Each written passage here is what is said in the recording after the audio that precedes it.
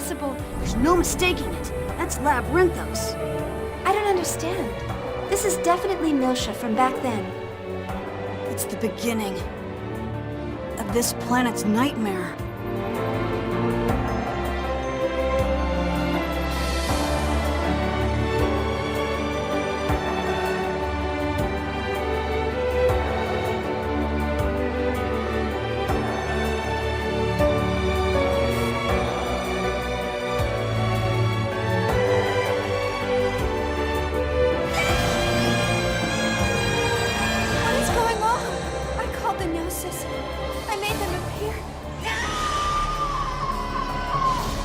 Subjects are capable of communicating with Udu, but that leads to their own death.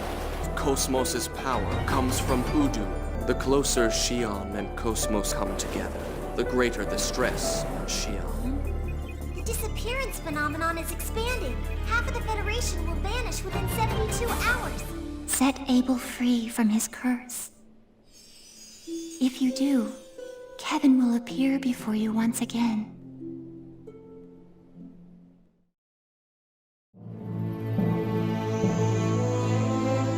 Chapter 55, Dmitri Strikes.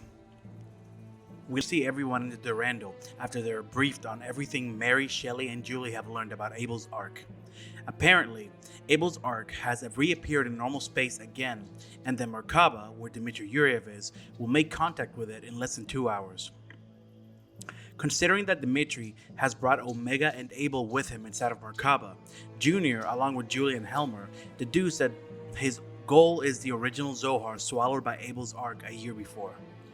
Momo asks if his goal with the Zohar is to destroy Ormus, but Junior, knowing that all of his father's ambitions have been rooted in the fear of Udu, is sure that that's not the case. As the disappearance of planets is continuing, Second Milsha has begun launching escape ships and even begun using some battleships as escape ships. Because of this, they're thin on forces and can't help Junior and the rest out. After Helmut tells them that this will be his last communication with them, he tells them to operate under their own judgment and ends the call. Xion then shows up and begins being snarky when Alan tells her that she should be resting. Are you sure you want me around? Because, you know, I might call the Gnosis again, or maybe run off to join the enemy. Jeez, rude. Xion is only gonna get meaner from this point, so get ready. Despite Junior's and Alan's worries, Xion tells them that they should shift their focus from her to Dmitri and figuring out what he's up to. With that being said, they jump into action. The 4 ESs, Dina, Asher, Zebulon, and Ruben, along with the Elsa, fly into a combat zone between the Federation and Ormus, avoiding fire from both sides. Then they make their way into the Merkaba to find Yuriev. In the core of the Merkaba, where they assumed Dmitri would be, all they find is a big empty room and cellars, but no Dmitri. Jin asks him why he's back with Dmitri Yuriev if he used to work with Ormus. Celos tells him that he's willing to use any vessel necessary to obtain what he needs, and it seems from his ramblings that this was just a simple scientific venture for knowledge. More specifically, he seemed to have a deep desire to surpass Joachim Mizrahi, something he never achieved. Junior gets tired of his rants and tells them to just cut to the chase and tell them where Dmitri is. All Celos tells him is that, being a URTV, he should be able to sense exactly where Dmitri is. Junior quickly picks up what he's saying. It's Guinan. He's not entirely sure why yet, but he knows that this must mean Negredo's involved somehow. Now Celos tells Rubido the real purpose for Negredo and Citrine, to destroy Rubido, the Red Dragon. But not only that, he also tells him of Negredo's third function, Dmitri's rebirth. After explaining Dmitri's background and his ability to transfer his consciousness to someone else, Rubido now completely understands what's happening. Unfortunately, he also realizes that they've been safekeeping one of the things that Yuriev needs to meet his goals, the emulator. Meaning, his next target is the Durando. Junior tries to fight him, but Sellers, not being a warrior, runs away as his only purpose was to buy Dmitri time. Their whole journey into the Merkaba was a complete waste of time. A waste of time that Dmitri was counting on them taking. Back on the Durando, we see Omega Res Novae getting out in front of them, along with the Federation ships with his Salvatore faction inside of them. Soon after, the Durando is invaded by Salvatore faction soldiers who go on a shooting spree, killing everyone in sight. Mary tries to activate their defenses, but the locks have been overwritten, something that, unless they were hacked, which they weren't, only Rubido, Negredo, Mary, and Shelly can do. Shelly confirms that their invader is indeed Gainan Kukai, Negredo. Right as she says this, Negredo enters the room, approaches Mary, and says, Well done. You've done a good job in my absence. Now get some well-deserved rest. Before shooting her. As she collapses to the ground, Julie yells at Dmitri behind him, and he reveals himself to be Dmitry Yuriev. After explaining the whole situation happening with Negredo's body, sorta, Mary and Shelley remind him that the Durando is under jurisdiction of the Miltian government, and attacking it goes against the Miltian charter. However, Dmitri isn't very concerned considering Helmer's dwindling power in the Federation Parliament. He tells them that he needs the Arbiter Code from them, which is the code needed to open the emulator containers. These codes are inside Mary and Shelley, and although they pretend not to know what he's talking about, Dmitri is determined. Then, from behind Mary and Shelley, Cannon lunges at Dmitri with a knife, but is stopped by a grown-up Citrine. Negredo reminds them that not only will they hurt Negredo if they hurt him, but that Citrine has the same abilities as Negredo.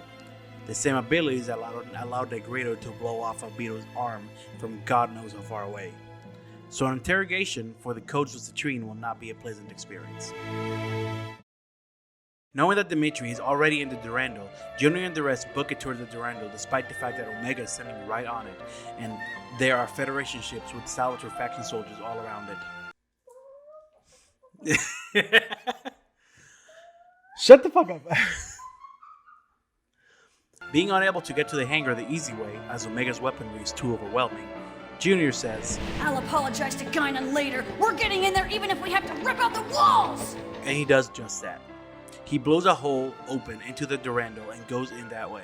Vacuum of space? Nah, bro, don't worry about that. Once inside, he, Junior, and Momo are distraught at the carnage before them. With bodies laying all around him, Junior tries to keep himself cool-headed, while Ziggy tries to talk to him. The group decide to go through the residential areas, rescuing whatever survivors are left. While on this mission, they find Mary and Julie.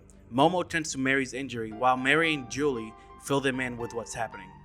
Apparently, Shelley's being held prisoner somewhere else, so after instructing Mary and Julie to head into the Elsa, they go out to find Shelley. They find her in another room with Kanan, and Shelley tells Junior that Dmitri has the Arbiter Code, and that although she overrode the lock, it's only a matter of time before he gets in. So with that, Kanan leads Shelley to the Elsa, and the rest of them head to the Elsa isolation ward where the emulators are. As they're nearing the room, they encounter Citrine blocking their path. Junior is shocked to see her, as he hasn't seen her in 14 years, and assumes she was dead after the Miltian conflict. After telling Rubido that she won't let them interfere with their father, Junior asks, Are you an idiot? Don't you understand what's going on? as his plan will end with the universe being destroyed. However, Citrine is loyal to her father and her mission, and their mission is to destroy Uru no matter the consequences. If she can accomplish that, Citrine isn't worried about the collateral damage, even if it's a universe. Rubido expresses how he doesn't want to fight as he doesn't want to lose more comrades, but Citrine seems to still resent him for abandoning them during the Miltian conflict. Citrine then mentions the other duty she failed to complete, killing the Red Dragon, and with that they engage in battle. After the fight, Citrine is visibly worn out.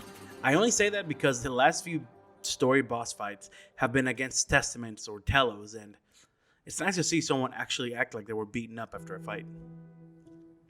Citrine asks Rubido why, after abandoning his duty and killing his brother, he continues to exist while he rejects his reason for being born.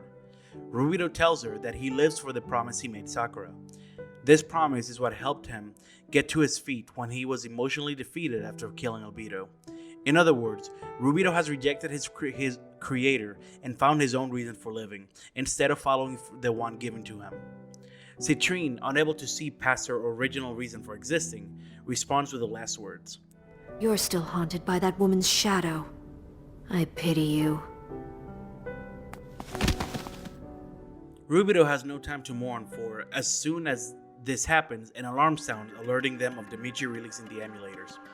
Inside the room, we see Dmitri on a console.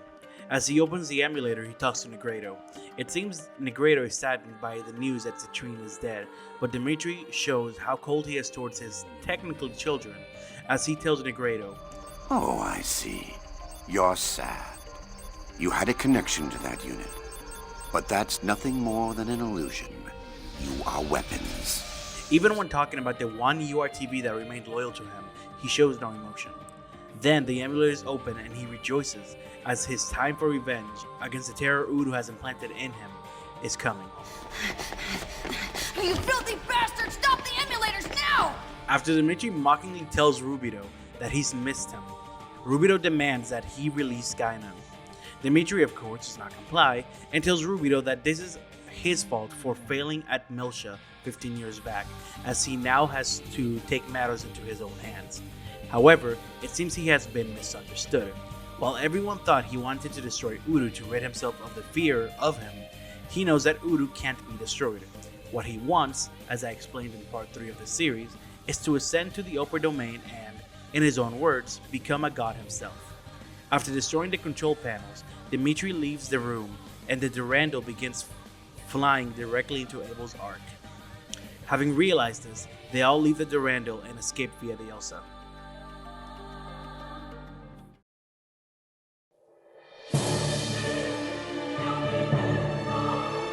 Chapter 56, A Family Reunion. Dmitri, now inside the core of Abel's ark, stands before the original Zohar. The emulators, which have been transferred to different parts of Abel's ark as well, begin activating as Omega, which stands behind Dmitri, opens up to replace Seller's black emulator with the real Zohar.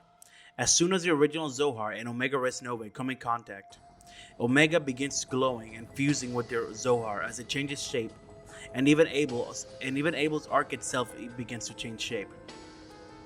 I'm not entirely sure why this happens, other than to make Xenogears fans happy because now it looks like the Eldridge. Then we see Omega's new form.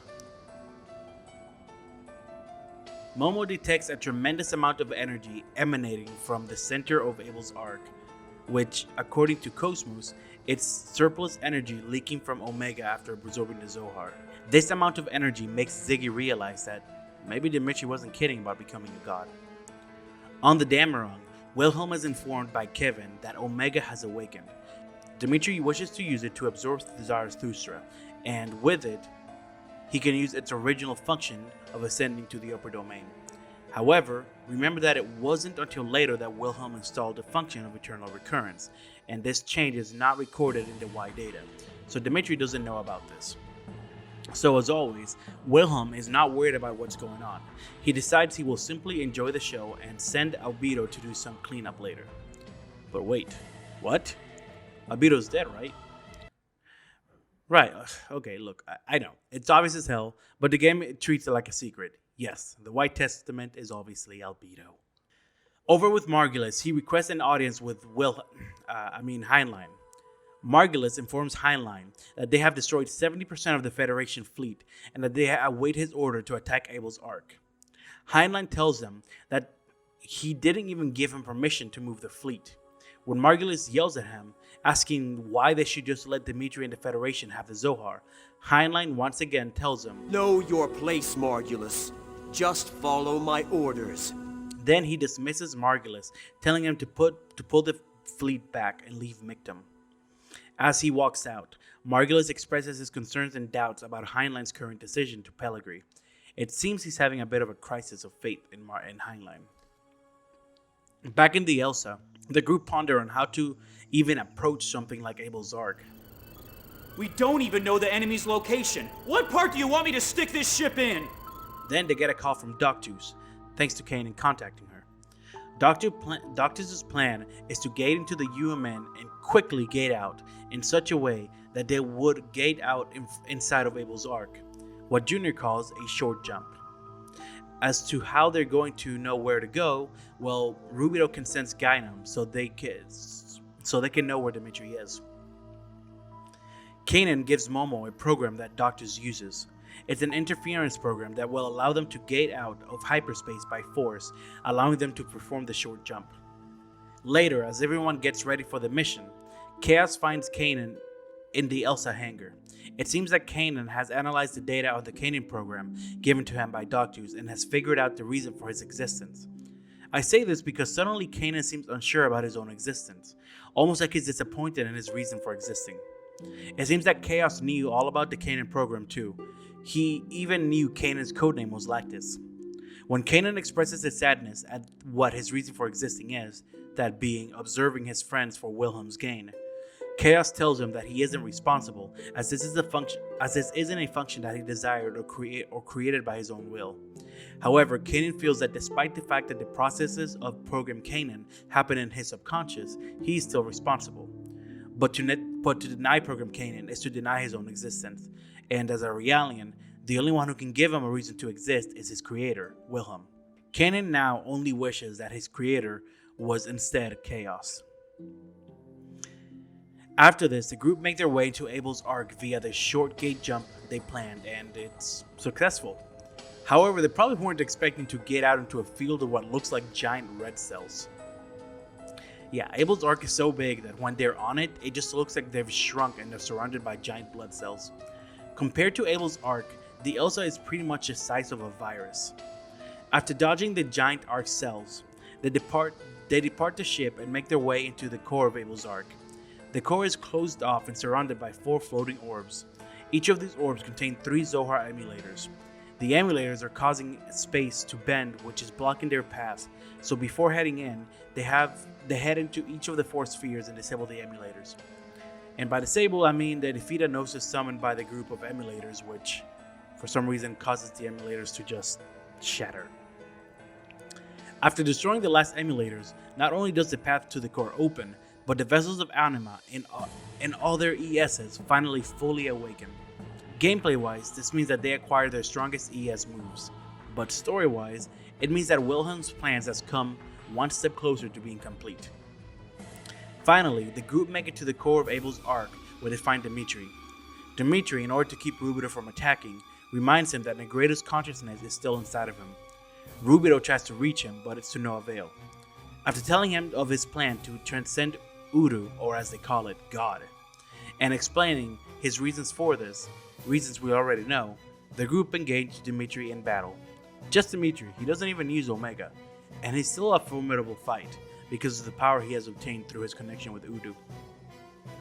They defeat him, but then he immediately gets up. Rubido tells Dmitri to give up as this isn't a power that a human can control, but maybe he didn't realize that he didn't even bother using Omega, because after saying this, Dmitri begins to glow with Udu waves again, along with Omega, which seems to be becoming unstable. As Dmitri begins to float in front of Omega, he tells Rubido that fear is what has driven human evolution throughout history, and his fear of Udu has driven him to the power that will help him evolve past Udu.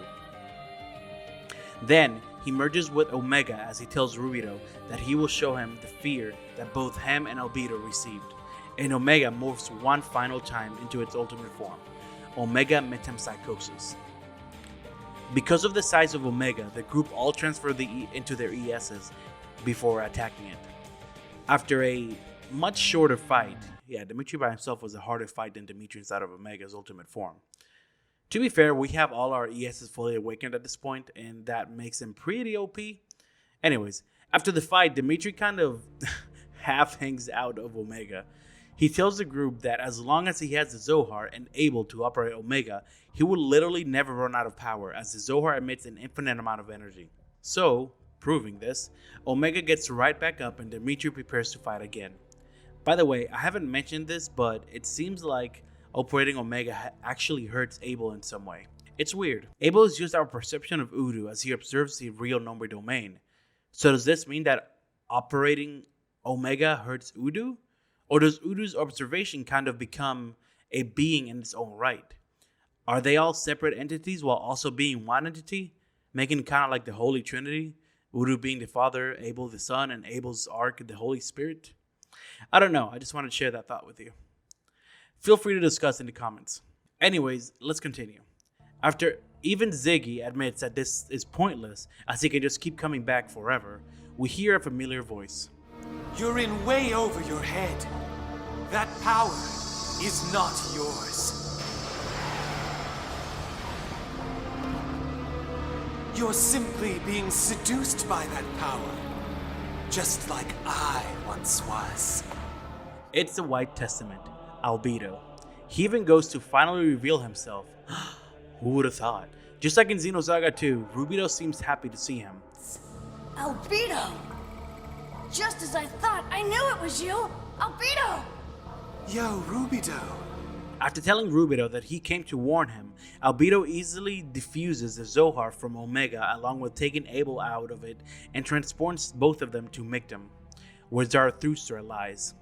After this, Albedo calls out to Negredo inside of Dmitri, but again, Dmitri tells him that it's useless, except maybe it's not. Really? He sure seems to be hearing me. As Dmitri is frozen with pain and weakness, Negredo's consciousness breaks away from his body long enough to ask Rubido to kill him. Rubido, of course, refuses to do it, but Albedo goads him on, telling him that it's what Negredo wants and that he now has the power to do it, because Dmitri has now infected Negredo's body with Udu waves, meaning that just like when he fought Albedo in Xenosaga 2, Rubido is now Negredo's and Dmitri's anti-existence. Rubido can't bring himself to do it, however, prompting Albedo to volunteer to do it himself, as it would be easy for him with his New Testament powers. But of course, Rubido doesn't want that either. He never wanted to hurt either one of his brothers. I know Negredo is technically not his brother, but his friend. But Rubido has always treated him like a brother, and they grew up together. Negredo then begs Rubido to do it, as if he waits, it may be too late, and then he is forced back into his body, where Dmitri still has control. Albedo explains to Rubido that they can use the spiritual link to neutralize Udu, and to save Negredo, during the spiritual link, Negredo could send his consciousness to Rubido's body, while Albedo sends Dmitri and Negredo's body to another dimension. As this sounds like the best plan they could come up with, since it keeps everybody alive, Rubido agrees to do it, and the three brothers begin the spiritual link. As they hold the link together, Negredo gets a look at Albedo's mind, as this link is a literal link between them, and he sees what Albedo really desires. So, when Albedo tells Negredo to go into Rubido's body, Negredo has a change of plan. Instead, this dude jumps into Albedo's body and begins pushing Albedo's consciousness out of his own body. I demand that you get out of my body! Stop. Negredo tells Albedo to stop trying to hide his feelings, and after telling Albedo that he doesn't like following orders, he sends Albedo's consciousness to Rubido's body. Go back to Rubido. Stop it! Negredo!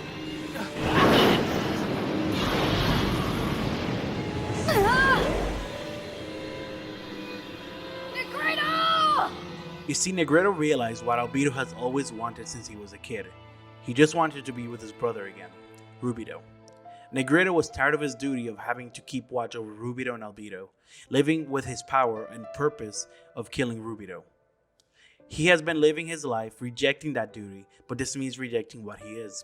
So, in order to end this internal conflict, while also giving his brother Albedo a final gift, and saving Rubido, he decides to make this move, making Albedo and Rubido one again, as they were at birth, while sacrificing himself to save them from Dmitri and himself.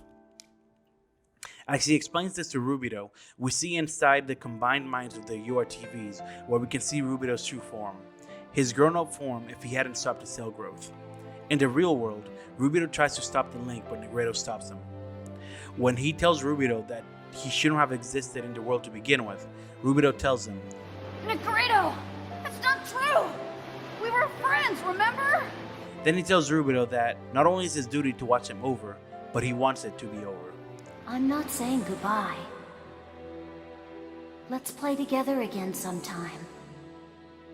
Until then, take care. Rubido, Albedo.